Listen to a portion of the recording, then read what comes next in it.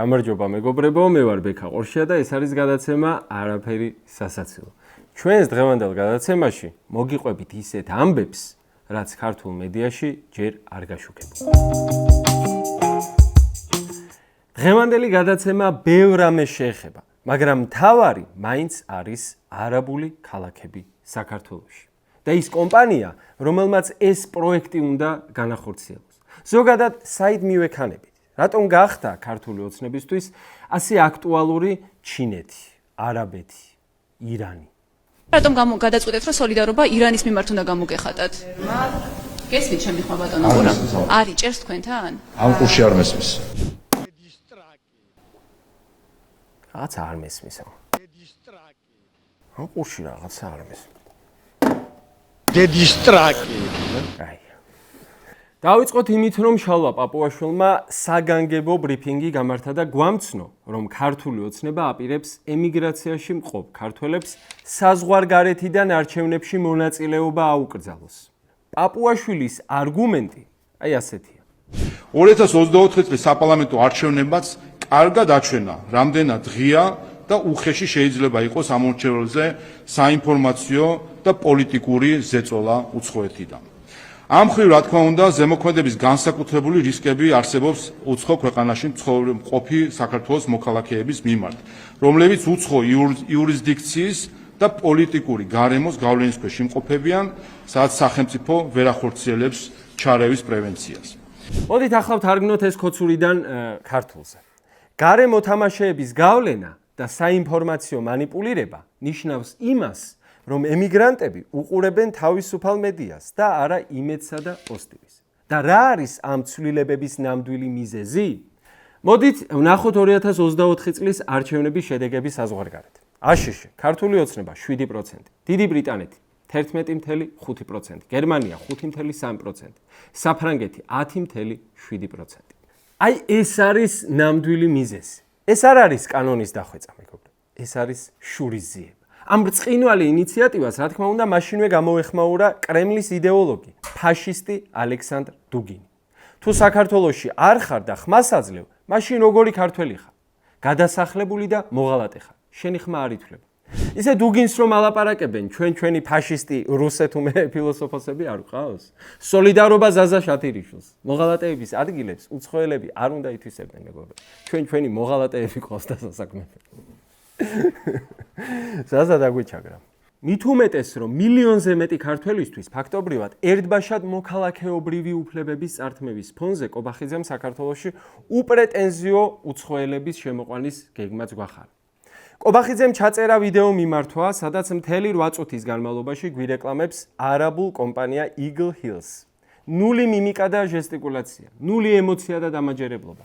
ჰუმანოიდ რობოტთან გვაქვს საქმე, მეგობრებო. როგორც იცით, სოფლიოში ერთ-ერთი უმსხვილესი თეობარული კომპანია არაბთა გაერთიანებული საიმედოებიდან Eagle Hills-ი რამდენიმე თვეში დაიწყებს სამშენებლო სამუშაოებს ბრძანაში და გონიოში.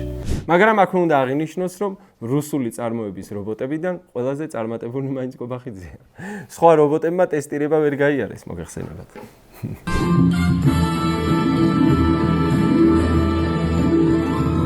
მოკლედ, კობახიძე რუსულ ბაზარზე უკონკურენტოა. თან გინახავთ რობოტს ჩაცინება შეეძლოს. აქვე მინდა აღვნიშნო, რომ ქართული ოცნება ვერც ერთი მხრიდან ვერ ამართლებს ამ არაბულ ინვესტიციას. ყველა ადამიანს, ყველა მოქალაქეს პროტესტის თავისი მიზეზი აქვს. ვიღაცას ქირის გარდაუვალი გაძვირება აღიზიანებს, ვიღაცას სამუშაო ადგილების უცხო მუშახელისთვის დათმობა, ვიღაცებს არაბიზაცია ადარდებთ. ხოლო ამ ყველაფერზე საპასუხოდ ქოცებმა ნაძილების არსენალიდან, რა თქმა უნდა, გოგა ხაინდრავა ამოიღეს და პირდაპირ გაგებით არაბების 300 წლიანი ბატონობა აპრავებინეს, მეგობრებო. ეხლა რას ებძვიან და ეს მავნებლები, ბიჭო, ამას ესე არ დავტოვებს, იმათ ნუგონიათ, რომ ამის უფლებას მივცემ. აი შეტევა რომ მიდის ეხლა იმ 6 მილიარდ ნახევრიან იმაზე პროექტზე, არაბო 400-300 წელიწადი ტარუღა იჯდა თბილისში. 300 წელიწადი იყვნენ არაბები იმ დროს შუა საუკუნეების დროს, როცა საერთოდ აი პატრონი არ ყავდა არავინ.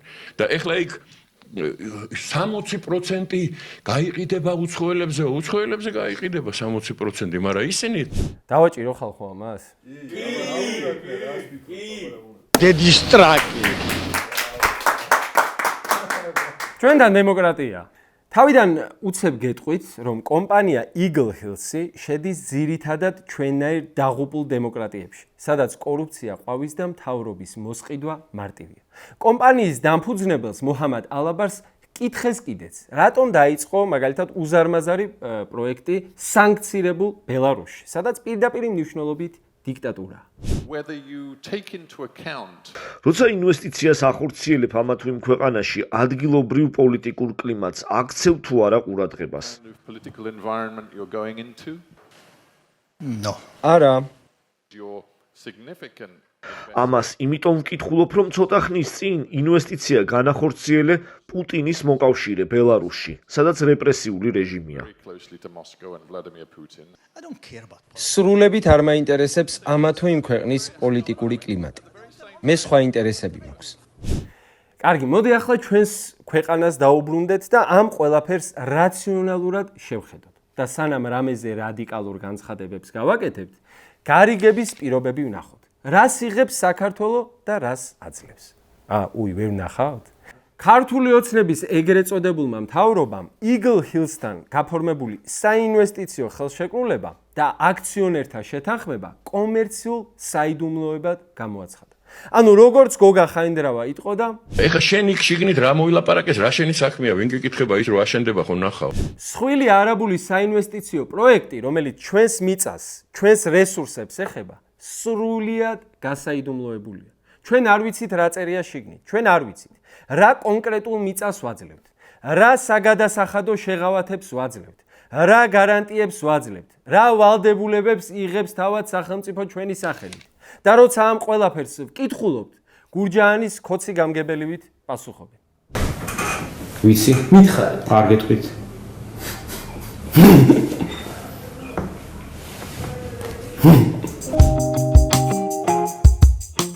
კანონის მიხედვით, კომერციული საიდუმლოება არის რაღაც, რამაც შეიძლება ზიანი მიაყენოს პირის კონკურენტ უნარიანობას. ის, რაც ნამდვილად კომერციული საიდუმლოებაა, მაგალითად, Eagle Hills-ის ბეტონის შერევის ფორმულა, ან მათი შიდა მოგების პროგნოზები, ეს არავის აინტერესებს. ღმერთმა შეარჩა. ჩვენ გვაინტერესებს ის, რასაც ჩვენ გავცემთ და ამის დამალვა არის დანაშაული. კობახიძე ამბობს, მზად ვართ ვუპასუხოთ ყველა შეკითხვას და გთხოვს, რომ ვენდოთ მის სიტყვებს.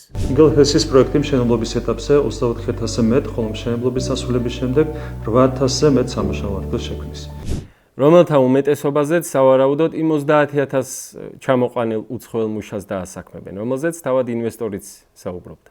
სწორედ ამას უკავშირდება ის სიცრუეზე აგებული ანტისახელმწიფოებრივი კამპანია, რომელიც საქართველოს არაკეთილმოსურნეებმა და მათმა ადგილობრივმა აგენტურამ ამ უპრეცედენტო და უნაკლო საინვესტიციო პროექტის წინააღმდეგ წამოიწყეს. გავიგეთ, ანუ თუ კითხვას სვამ, აგენტი ხარ. რაც შეეხება ხელშეკრულებისთვის კომერციული საიდუმლოების სტატუსის მინიჭებას. ეს ფაქტი ეფუძნება ერთი მხრივ საქართველოს კანონმდებლობას, ხოლო მეორე მხრივ საერთაშორისო პრაქტიკას. სახელმწიფოს არაფერი აქვს დასამალი საკუთარი მოქალაქეებისთვის და მაშინ რატო ასაიდუმლოებით? ნებისმიერი კომერციული კომპანიის ინტერესებშია საიდუმლოდ დარჩეს ხელშეკრულების დეტალები. ბიჭო, საქართველოს ივანიშვილის, მართლა ივანიშვილის კომერციული კომპანია ხომ არა? ეროვნული მნიშვნელობის საკითხია ეს. ეროვნული ცნობიერების შინაარსი არ მესმის და არც ცნობიერების ამ კუთხით. ეროვნული ცნობიერება საერთოდ ცოტა ესეთი სახიფათო რაღაცაა. კარგით, მოდით ახლა ნახოთ ვინ არის სინამდვილეში ეს Eagle Hills-ი. და რადგან კონტრაქტი საიდუმლოა, ნახოთ როგორია მათი საჯარო რეპუტაცია. მას ასე, ტოპ 5 სკანდალი, რომელიც Eagle Hills-ს უკავშირდება. მეხუთე ადგილი, მონტენეგრო. ეს ასე ვთქვათ Eagle Hills-ის გახურებაა, ყველაზე მსუბუქი სკანდალი. მდებარეობა მონტენეგრო, ქალაქი ულცინი. პროექტის სამიზნე, მრავალკილომეტრიანი დიდი სანაპირო. ეს არ არის უბრალოდ ქვიშის ზოლი, ეს ულცინის მთავარი ეკონომიკური და სოციალური გულია, ევროპის ერთ-ერთი უდიდესი სანაპირო. ეს დაახლოებით იგივეა ვიღაცამ რომ გადაწყვიტოს მთლიანად ბათუმის ბულვარი, ურეკის მაგნიტური ქვიშები და კვარიათის სანაპირო ერთად აიღოს 20 წლიან იჯარაში. ზოგადად ეს კაცი მუჰამად ალაბარი, ამ კომპანიის დამფუძნებელი, აგდებით იხსენებს ხოლმე ფაქტებს თუ როგორ ყიდულობდა სხვადასხვა ქვეყანაში კილომეტრობით პლაჟებს. So this is my 6-kilometer beach.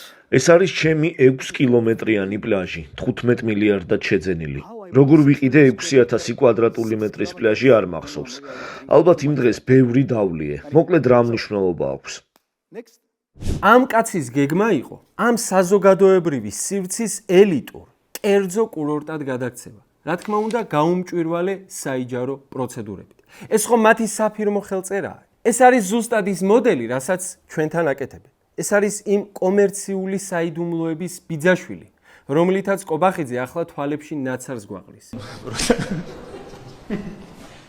სანამ მუჰამად ალაბარი საქართველოს 850 ჰექტარს დაადგამს თვალს, ის ვარჯიშობს მონტენეგროს პლაჟებზე. რა თქმა უნდა, კომპანია Eagle Hills-ის გეგმა ულცინში ითვალისწინებდა ადგილობრივი ბიზნესების განდევნას. ყველა ის პატარა კაფე, ოჯახური სასტუმრო და შეზლონგების გამქირავებელი, ვინც 10 წლეულებია იქ მუშაობს, ყველა უნდა წასულიყო. მაგრამ აქ მოხდა ის, რასაც Eagle Hills-ი როგორც ჩანს არ ელოდა. ადგილობრივი მოსახლეობა გაბრაზდა და გამოვიდნენ აქციებზე ლოზუნგებით. ულცინი არ იყიდება და ხელები შორს პლაჟისგან. ამ საზოგადოებრივი წნეხის შედეგად კომპანია იძულებული გახდა ნაწილობრივ უკან დაეხია და 7 საიჯარო ხელშეკრულებიდან გავიდა. და აი აქ არის ყველაზე ქოცური მომენტი ამ ისტორიაში. მას შემდეგ, რაც პროტესტი ცოტა მიწყნარდა, მონტენეგროს მთავრობამ მაინც მოახდინა საინვესტიციო შეთანხმების რატიფიცირება Eagle Hills-თან. ანუ სქემა ყველგან ერთია. კომპანია მოდის აგრესიული გეგმით, ხალხი აპროტესტებს, კომპანია დროებით იხევს უკან, შემდეგ კი საქმეში ერთვება ადგილობრივი კორუმპირებული მთავრობა, რომელიც თავისი ხალხის ზურგს უკან მაინც აფორმებს ამ გარიგებას. მოქალაქეების კრიტიკას კი ეს ვიღაც ალაბარი, აი ესე აგდებით იხსენებს ხოლმე. Somebody told me, "Oh, Muhammad, why didn't you answer?" ხშირად მეკითხებიან, მუჰამედ, რას პასუხობ კრიტიკულ მედიებსა და ადამიანებს, რომლებიც კითხვებს სვამენ? მინდა გითხრათ, რომ სულ ადამიანებს პასუხს არ ვცემ. I don't answer. I don't have time to answer you. ეს გადამიყვანეთ არაბულზე. გადამიყვანეთ არაბულზე. ეს სკანდალი ჩვენ სიაში მეხუთე ადგილზეა მხოლოდ იმიტომ, რომ ის სხვა მაგალითებთან შედარებით თითქმის უწყინარია. აქ არავინ დაშავებულა, არავინ დაუჭერიათ და მინისტრები ქვეყნიდან არ გაქცეულა. ეს უბრალოდ კლასიკური, ძველმოდური, კორპორატიული სიხარბე იყო. ეს იყო გახურება. ახლა კი გადავიდეთ უფრო მძიმე შემთხვევებზე, სადაც Eagle Hills-მა და მისმა პარტნიორმა მთავრობებმა ბევრად უფრო შორს შეტოვეს. მეოთხე ადგილი, ინდოეთი. ჩვენს ჰიტ აღლუმში მეოთხე ადგილზე გადავინაცვლეთ და აქ საქმე ბევრად უფრო ცუდადაა. ეს სკანდალი პირდაპირ არ უკავშირდება Eagle Hills, მაგრამ უკავშირდება მის დამფუძნებელს, მუჰამად ალაბარს და მის მთავარ კომპანიას MR Properties. მაგრამ როგორც ჩანს, ბატონ ალაბარს ერთი ბიზნეს მოდელი აქვს და იმას ატარებს ყველგან. მოჩვენებების პროექტი. 2024 წლის ანგარიშების მიხედვით ალაბარს ინდოეთის ცენტრალური ანტიკრიმინალური ოფისი ეძებს მოჩვენებითი პროექტის გამო. სქემა მარტივია. შენაცხადებ გრანდიოზულ მშენებლობას, ხატავ ლამაზ სურათებს, იწყებ ბინების გაყიდვას და შემდეგ უბრალოდ უსასრულოდ აჭიანურებ. კომპანიამ პროექტი Palm Gardens-ი ინდოეთში 2010 წელს დაიწყო და ხალხს ბინები 2015 წელს უნდა ჩაებარებინა. კომპანიამ აიღო ფული, გადაამისამართა სხვა მიზნებისთვის. ანუ მარტივად რომ ვთქვათ, ფული გააქრო. გამოიწვია პროექტის უსასრულო გადავადება. და რაც მთავარია, თავიდანვე ატყუებდა ხალხს და მშენებლობას ისე ყიდდა, რომ საჭირო ნებართვებიც კი არ ქონდა. ეს გაყიდული ჰაერიც კი არ არის, ეს არის ჰაერი, რომელსაც ჯერ დაგიხატავენ, მოგყიდიან და მერე ჩასუნთქვის საშუალებასაც არ გაძლევენ მეგობრებო. და აი აქ ვუბრუნდებით ჩვენ საიდუმლო კონტრაქტს. როცა ირაკლი კობახიძე გვეუბნება, მენდეთ 6.6 მილიარდიან პროექტს ვაწყობთო, ჩვენ გვაქვს სრული უფლება ვიკითხოთ, რომელ მოდელს გვთავაზობთ. მონტენეგროს მოდელს, სადაც ჩვენს მიწას წაგვართმევთ, თუ ინდოეთის მოდელს, სადაც ფულს აიღებთ და მერე აღმოჩნდება, რომ ნებართვებიც კი არ გქონიათ. მაგრამ ქართულ ოცნებაში ხომ ასეთი კითხვები თქვენ არ გესმით? ამ კურსში არ მესმის. რა თქმა უნდა არ გესმით. როცა თქვენი პარტნიორი სხვა ქვეყნებში დოკუმენტების გაყალბებების საქმეებზე დადის პოლიციაში დაკითხვაზე, ალბათ ნამდვილად არ გინდათ, რომ თქვენმა ხალხმა ნახოს იმ დოკუმენტების დეტალები, რომელსაც თქვენ მასთან აწერთ ხელს.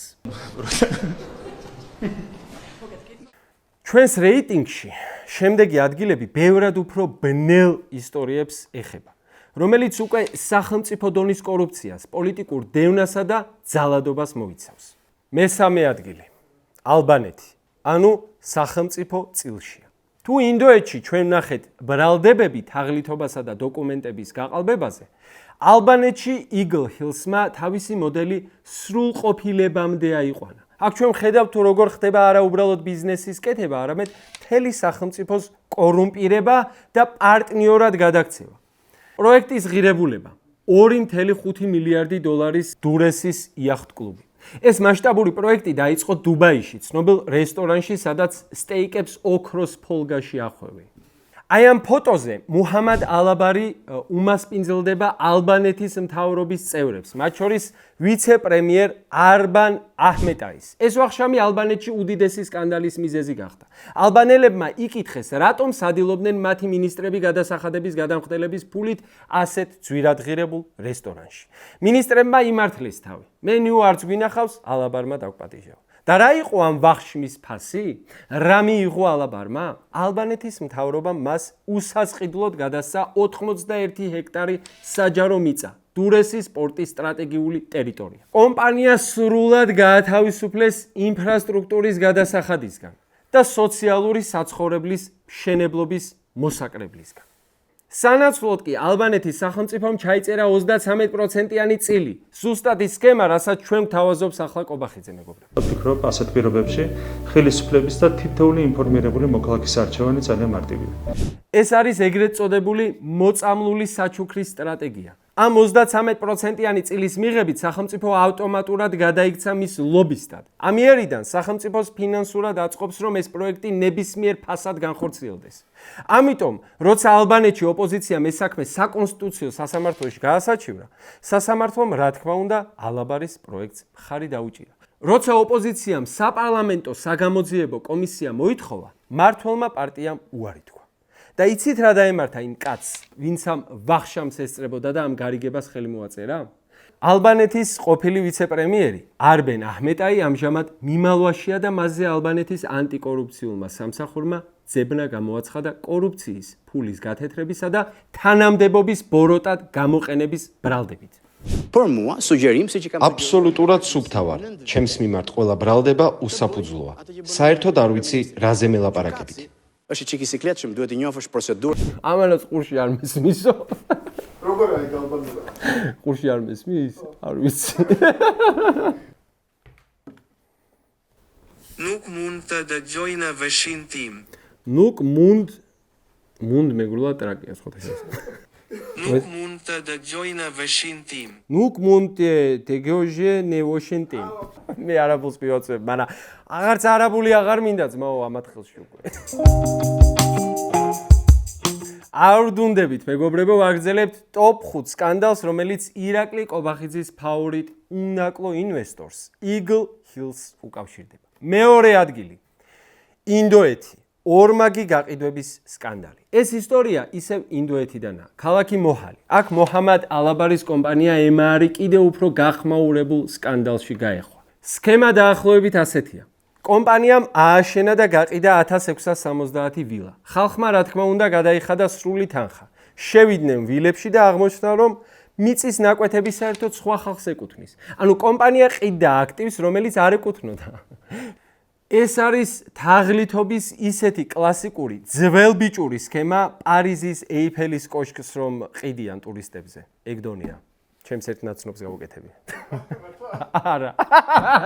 მარა ხო დაიჯერე. იგივეა გირავნობით აიღო ბინა, მერე ეს ბინა სხვას მიყიდო, იმ ფულით ახალი ბინა იყიდო, ისიც სხვას მიყიდო და ბოლოს უბრალოდ ქვეყნიდან გაიქცე.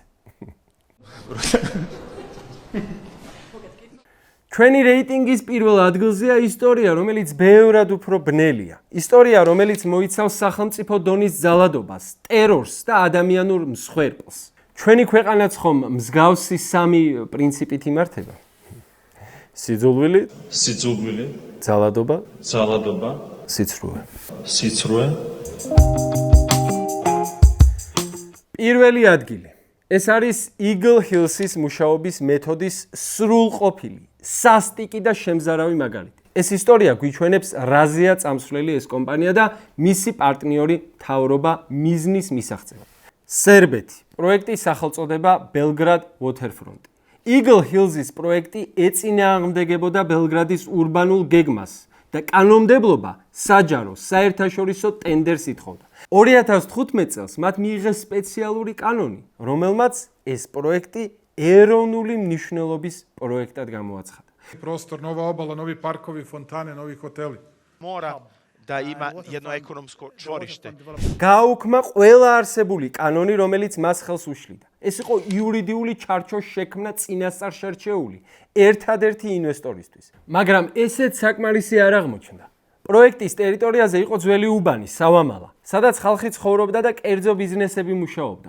2016 წლის 24 აპრილის ღამეს მოხდა ის, რასაც სერბები დღემდე ტერორის ღამეს ეძახიან. ათობით ნიღბიანმა პირმა, რომლებიც ბეისბოლის ჯოხებით იყვნენ შეიარაღებულნი და მართავდნენ ნომრების გარეშე მანქანებსა და ბულდოზერებს, დაიკავეს სავამალას რაიონი. რამდენიმე საათის განმავლობაში ისინი უკანონოდ ანგრევდნენ ათობით კერძო შენობას. თვითმხილველების თქმით, ნიღბიანი პირები მათ ემუქრებოდნენ, ართმევდნენ მობილურ ტელეფონებს და აკავებდნენ. შეშინებულმა მოქალაქეებმა არაერთხელ დარეკეს პოლიციაში. თუმცა პოლიციას ჰქონდა ბრძანება, არ ჩარებულიყო.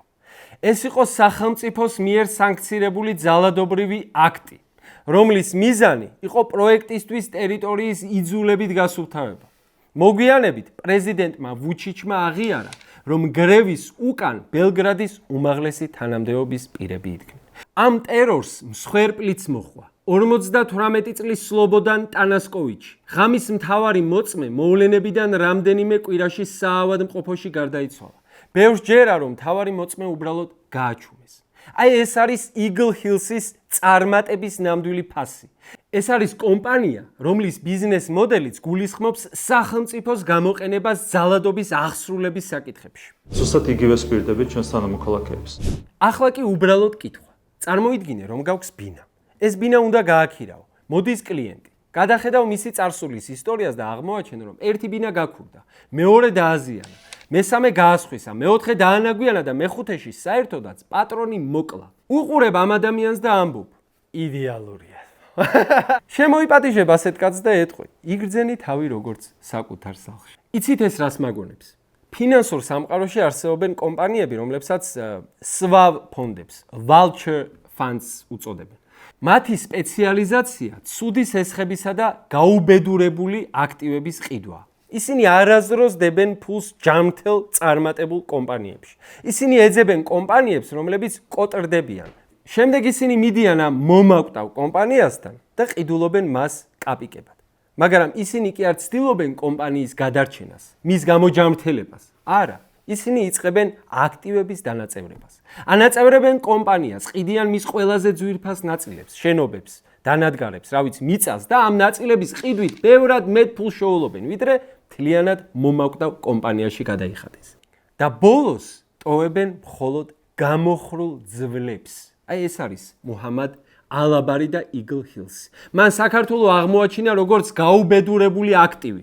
შეიძლება შეამჩნიეთ, რომ ყველა იმ ქვეყანას, რომელიც ჩვენ სიაში მოხვდა, სერბეთს, ალბანეთს, ინდოეთს, მონტენეგროს, ერთი რამ აერთიანებს: სისტემური კორუფცია. Eagle Hills-ი არ მიდის გერმანიაში, შვედეთში ან დანიაში. რატომ? იმიტომ რომ იქ კანონი მუშაობს. იქ აქტივები ჯანმრთელია და იქაური მენეჯმენტი არ არის კორუმპირებული. იქ ბერლინის ცენტრში ტერორის ღამის მოწყობას ვერავის შეუკვეთავ. ეს კომპანია არის მტაცებელი, რომელიც ეძებს დასუსტებულ მსხვერპლს. ის ეძებს დემოკრატიულად დასუსტებულ ქვეყნებს, კორუფციით გამოფიტულ მთავრობებს და შემდეგ ის ამ ქვეყნის კანონებს, რესურსებს და მომავალს სისხლივით წოვს. ის რაც სერბეთში მოხდა არ იყო გამონაკლისი, ეს იყო გეგმა. ის რაც ალბანეთში მოხდა არ იყო შემთხვევითობა, ეს იყო მოდელი. და ის რაც ახლა საქართველოში ხდება, ამ მოდელის იდეალური გამეორება. ირაკლი კობახიძე კი ამ სქემაში არის არა ქვეყნის ლიდერი, არამედ უბრალოდ ადგილობრივი მენეჯერი, რომელიც ამ მტაცებელს სახლის კარს უღებს და ეხმარება ყველაზე მსუყე ნაჭრამდე მიაღწიოს. აი ამ ფონზე მოდით ცოტაც ვისაუბროთ გამჭვირვალობაზე, რომელსაც ქართული ოცნება ასე ძალიან ითხოვს. ქოცებმა მიიღეს რუსული კანონი, რომელსაც გამჭვირვალობის კანონი უწოდეს. ამ კანონის დამაზიანებელი შედეგები უკვე მეტასტაზებივით ვრცელდება ქვეყანაში. მე ერთ მაგალითს გეტყვით. რუსთავში ბავშვთა კრიზისული თავშესაფარი კარიტასი იხურება. ეს არის დაწესებულება, რომელიც წლების განმავლობაში უზრუნველყოფდა მძიმე სოციალურ პირობებში და ქუჩაში მყოფ ბავშვებს თავშესაფრით, საკვებით და ფსიქოლოგიური დახმარებით. და რატომ იხურება? დახურვის მიზეზად სახელდება სახელმწიფოს მხრიდან ფინანსური მხარდაჭერის არარსებობა და ევროპელი დონორების გაძევება. ფინანსური მხარდაჭერის გარეშე თავშესაფრის ფუნქციონირება შეუძლებელია. აცხადებენ ორგანიზაციაში. ეს ორგანიზაცია, რომელიც უამრავი ბავშვისთვის სახლი იყო, იხურება იმ საშინელი კანონის გამო, რასაც ქოცებმა გამჭვირვალობა უწოდეს. ამ თავშესაფრის დახურვის შემდეგ ამ ბავშვების ბედი გაუგებარია. ისინი შეიძლება უბრალოდ ქუჩაში დარჩნენ. ხოლო სკანდალურ არაბულ სამშენებლო კომპანიას, რომლის ისტორია სავსეა კორუფციით, უკანონო ნგრევით, ტერორით და ფულის გათეთრების სქემებით, არავითარი გამჭვირვალობა არ სჭირდება. საბოლოოდ კი ამ მძიმე ამბების ფონზე ერთი ამბავი თითქოს ცოტა გამოგჩა. არადა ჩემი აზრით, ყველაზე მნიშვნელოვანია. ოქტომბრის ბოლოს თბილისში, ნაძალადევში, ცოტნე დადიანის ქუჩაზე მე-10 საჯარო სკოლის მოსწავლეებმა და მათმა მშობლებმა გზა გადაკეტეს. ეს ხალხი 8 წელია სკოლის აშენებას ელოდება. მათი შვილები სხვა სკოლებში არიან მიკედლებულები. მეორე ცვლაში, ზოგი კი საერთოდ ონლაინ სწავლებაზე გადაიყვანეს. და ეს ხდება იმ ფონზე, როცა მათ თვალწინ ირგვლივ მაღალი კორპუსები სოკოებივით შენდება. მშობლები ამბობენ, რომ შენებლობის უფლებაც კი არ იყო გაცემული. ისე დაანგრიეს სკოლა. ახლა წარმოიდგინეთ, ქართული ოცნების ახალი კანონებით ამ მშობლების მიერ გზის გადაკეტვა არის დანაშაული, რომელიც 15 დღიან პატიმრობას ითვალისწინებს. მაგრამ როგორ წარიმართა პროცესი? რამდენიმე დღიანი პროტესტის შემდეგ განათლების სამინისტრო დათმობაზე წავიდა. მათ უპოვეს ფართი და ბავშვებმაც სწავლა განაგრძეს. ანუ პროტესტმა იმუშავა და აი აქ არის ყველაზე საინტერესო დეტალი, რომელიც შეიძლება ბევრს გამოგჩათ. ხელისუფლების ეს გულუხვი ნაბიჯი, რომელიც წესით მათ იმიჯს ოდნავ მაინც გამოასწორებდა, თითქმის არც ერთ სამთავრობო მედიაში არ გაშუქებულა. იცით რატომ? იმიტომ რომ ამ მდგომარეობაში, სადაც ქოცებს ხან მარჯვნიდან, ხან მარცხნიდან ამოუხტებათ პრობლემები და მთელი მათი პროპაგანდა რუსთაველის პროტესტის დემონიზებაზეა კონცენტრირებული, მათ არანაირად არ აწყობთ იმის ჩვენება, რომ პროტესტი მართლაც მუშაობს. სადღაც მაინც. არანაირად არ აწყობთ იმის ჩვენება, რომ მათი რესურსები უკვე იმდენად გადაწელილია, რომ ერთი ახალი ლოკალური საპროტესტო კერაც კი აიძულებთ დათმობაზე წავიდნენ. ამიტომაც არ უნდა დაგვავიწყდეს, რომ რაც გინდა შათერიშვილმა გვისურვოს გადაშენება, რაც გინდა პაპუაშვილმა მილიონამდე ემიგრანტს უბრალოდ წაართვას არჩევნებში მონაწილეობის უფლება. ამ ყველაფრის მიუხედავად, ამ ქვეყანაში საქართველოს მოქალაქეა ბატონ პატრონი, რომელსაც აქვს ნამდვილი ძალა. არა ივანიშვილი, კობახიძე ან რაღაც საეჭვო ოფშორული კომპანიები, არამედ საქართველოს მოქალაქე, რომელიც რაც უფრო მალე გაიაზრებს, რომ ჩვენი ნამდვილი მტერი და დამაქცევარი არა ერთმანეთი, არა განსხვავებული მოსაზრებების მქონე თანამოქალაქე, არამედ მთავრობის კამებზე შეყუჟული მოღალატეების ერთი მუჭაა. მით უფრო მალე იქნება ქვეყნის გადარჩენის შანსი. ტყუილი ვთქვი რა? და მეგობრებო, სანამ გადაცემას დავასრულებდეთ, მე არ შემიძლია ჩემი მინდიას ახლა აგერძის, ჩემი ძმისა და მეგობრის ახალ გამოცემული კომიქს პოეზიის კრებულიდან, რომელსაც ქვია საუკუნო უკუნი, არ წაგიკითხოთ ერთი თემატური პასაჟი. აქვე გირჩევთ, რომ აუცილებლად შეიძინოთ ეს წიგნი. ვზივარ ასე, ვიცქირები, ჭრიალებენ წისქვილები, ჭილყვავები კაკანებენ, თავს არასდროს გაგანებებ. დღე არ გავაგველეშაპმა, ვინმე რომ არ გაიტაცოს, ჰაუ გვიძახია და ხანდახან ჰაიდაცო. სოფლის თავზე ბოლიადის, ჩვენი ბოლო გოლიათიც, რომ იყო და არ იყო რა, დეპრესიამ ჩაიყოლა.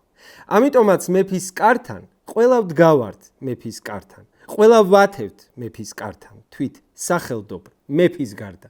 და დილიდან საღამომდის, იქნებ გცივა, იქნებ გშია, მაგრამ მეფე არ გამოდის, მნიშვნელოვან ფიქრებშია. გაავრცელეთ ყველგან ასე, იმდენს ფიქრობს ქვეყანაზე, ისე მუდამ დაძალიან, რომ ქვეყნისთვინ არ სალიან. ვაზირებმა ჩიტებს უთხრეს, გადაეცით ყველა კუთხეს, არ გამოგჩეთ მეფის ქება, ქვეყანაზე ეფიქრება. როცა ღვიძავს ეფიქრება, როცა ზინავს ეფიქრება, ტუალეტში საათობით როცა ქრება ეფიქრება. ამას ფიქრიც აღარ უნდა, ხვედრი ჩვენიც არის ასე, ქვეყანაზე ფიქრობს მუდამ, კერძოდ შვეიცარიაზე.